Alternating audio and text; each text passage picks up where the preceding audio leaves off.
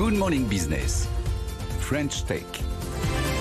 Son succès ne se dément pas, le jeu mobile poursuit son ascension, boosté en 2020 par le Covid et les confinements. Bonjour Abriel Dacosta. Bonjour. Merci d'être sur BFM Business, directeur général de Playdigious. Vous adaptez sur mobile, la plupart du temps, les jeux auxquels on joue déjà sur PC, sur console. On continue à grappiller là des parts de marché dans votre industrie sur le mobile. Je regardais les chiffres des ventes. On a en tout 5,5 milliards d'euros de chiffre d'affaires qui sont répartis donc entre les consoles, le PC, les mobiles. Le PC c'est 1,5, le mobile c'est 1,4 milliard. On n'est plus très loin derrière. Peut-être qu'un jour on va passer devant même. Ah, je pense. Ouais. D'une année sur l'autre, en fait, on voit que c'est un peu des vases communicants. Là, ce qui se passe aujourd'hui, si vous voyez un peu les chiffres globaux du marché, on a déjà la console qui a commencé à rattraper son retard pour les nouvelles générations. Le mobile est toujours là, toujours à plus de 50% de part de marché, surtout aussi en Asie. Pour nous, c'est un gros vecteur de vente sur tout le marché asiatique. Et puis, effectivement, on a encore les États-Unis aussi qui sont derrière et l'Europe qui suit de très près. Donc on va voir, mais en tout cas on est toujours à peu près à 50% du marché sur le mobile et avec beaucoup de joueurs, je crois à plus d'1,7 milliard de joueurs sur le mobile, sur les 3 milliards déjà qui sont qu'on dénombre aussi dans le marché de... Quand on parle de jeux sur le mobile, c'est plus le serpent, c'est des histoires, c'est construit, ça ressemble tout à fait à ce qu'on fait sur console.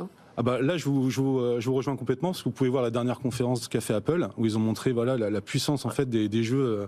Capcom avait montré Resident Evil à ce moment-là et des jeux justement qui sont très gourmands, ce qu'on appelle un peu des AA, des AAA. Et donc effectivement maintenant avec la puissance des nouveaux smartphones, on peut arriver vraiment à afficher et avoir une vraie immersion sur des jeux mobiles. Il y a les deux en fait, c'est-à-dire qu'il y a les jeux ultra sophistiqués, les AAA effectivement qu'on a vu avec les derniers iPhones, mais il y a aussi des jeux soit plus casual ou soit rétro. On parlait de rétro gaming, donc avec un style un peu pixelisé. En 2D souvent, qui plaisent énormément, et d'ailleurs c'est un peu votre spécialité. Exactement, c'est ce que j'allais en parler. C'est vrai que l'activité de Playdigious pour nous c'est adapter donc des gros jeux qui ont eu un succès sur PC ou sur console et les donner accessibles en fait aux joueurs sur mobile. Et pour ça, c'est un travail de technologie, c'est un travail de réadaptation, c'est un travail d'accessibilité aussi. Parce que ce qui est bien, c'est que le mobile, c'est que c'est ce qu'on appelle c'est convenient, c'est pratique. On peut jouer partout, on peut jouer connecté aussi. Mais ça, c'est les Tortues Ninja, et c'est quoi les autres? Alors on a les Tortues Ninja, on a Dead Cells, qui est aussi un succès français énorme, c'est plus de 5 millions de ventes rien que sur la Chine. Avec un succès critique incroyable. Et c'est un jeu qui est incroyable, et c'est un jeu aussi qui se joue aussi dans le temps, parce qu'il y a toujours des DLC. On a fait un DLC par exemple sur Castlevania, donc un nouvel épisode, un nouveau chapitre du jeu qui sort régulièrement, et là on l'a lancé chez Netflix. Alors c'est ça, c'est un point hyper intéressant, ça. C'est-à-dire que maintenant vous développez sur Android, sur iPhone et Netflix. Alors justement, est-ce qu'il y a un potentiel pour cette plateforme-là? Parce que leur début, franchement, ils sont un petit peu timides pour l'instant dans le jeu vidéo. Est-ce que ça demande d'abord des efforts de développement spécifiques par rapport à ce que vous faites sur mobile et quel potentiel ça a à votre avis? Alors effectivement, l'offre vient de démarrer. Il y a déjà une centaine de jeux qui sont accessibles à tous les abonnés Netflix qui sont en Personne ne le sait franchement. Et ils n'ont pas encore communiqué dessus parce que je pense que ils commencent à un peu démarrer, à tester le business model. Par contre, ce qui est exceptionnel, c'est qu'effectivement, derrière, ils sont prêts à commencer à investir pour avoir une visibilité pour des jeux indés. Parce que vous voyez, sur les 100 jeux qui sont c'est déjà des jeux indés et des jeux qui ont très bien marché aussi.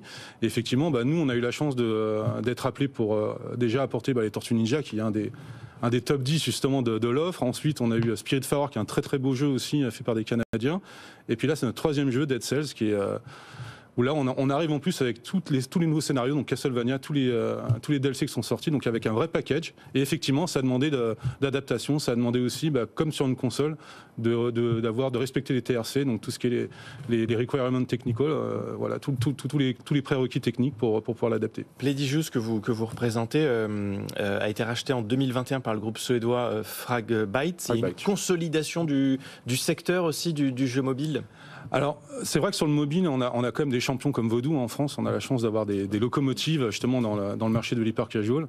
Le groupe Fragbite, en fait, c'est vraiment un groupe qui est très global dans le gaming. Ils font du free-to-play, ils font aussi un peu de Web3, mais ils font aussi surtout du e-sport, parce que la communauté Fragbite, en fait, c'était la plus vieille communauté de joueurs de Counter-Strike en Suède, et donc ils ont décidé vraiment d'investir. Et sur Playdigious, on était nous un peu les leaders sur le premium. Il leur manquait justement ce pilier du premium dans leur vision du groupe. Et donc pour nous, c'est une consolidation, mais c'est vrai que ce soit dans le mobile ou dans le PC de la console, on l'a vu ces dernières années. tout s'est un peu aggloméré, quoi. La Paris Games Week, ça commence aujourd'hui, événement évidemment pour l'ensemble des joueurs, mais hier il y avait la soirée d'ouverture, vous nous disiez juste avant pendant la pub, il y avait pas mal d'officiels, ça veut dire que de membres du gouvernement, donc ça veut dire qu'on prend enfin conscience en France de l'intérêt du jeu vidéo et du potentiel de cette industrie. Oui, on a des associations, moi je fais partie du conseil d'administration de Capital Games par exemple, qui représente les studios en Ile-de-France, mais on a beaucoup d'associations régionales déjà qui œuvrent jour après jour justement pour arriver à faire venir à ce que les politiques prennent conscience justement du marché du jeu vidéo et tout son écosystème. Et là, ce qu'on voit aussi, grâce aussi au SNJV et tout le travail qu'on a fait déjà depuis aussi des années, c'est que voilà, on a le soutien du ministère de la Culture. La ministre va venir encore, je crois que c'est demain, elle fait une conférence. On a eu les sénateurs qui sont passés, on a aussi les députés. Voilà, donc je pense qu'il commence à y avoir un mouvement qui se fait, mais ce qui est très important aussi, c'est que voilà, par rapport aux politiques, c'est l'attraction, justement l'attractivité de la France aussi qui est en jeu. On a la chance d'avoir un crédit d'impôt aussi qui est important pour que l'écosystème se développe, et ça il faut le perdurer. Aujourd'hui c'est vital parce qu'on est en pleine concurrence vis-à-vis de l'Asie, vis-à-vis du Canada, avec des incitations qui sont énormes en termes de crédit d'impôt. On a été moteur en France, l'Allemagne, l'Angleterre a suivi aussi. Donc il faut que ça continue, et il faut aussi qu'on ait ce soutien et dire que le jeu vidéo est important aussi, que ce soit dans l'industrie, dans la culture. Et c'est là aussi où on a ce positionnement, il faut que toutes les industries se parlent et qu'on continue de soutenir et de créer des emplois. Voilà. Merci beaucoup d'avoir été avec nous, Abrial Dacosta, président de Play DJus. Tout de suite.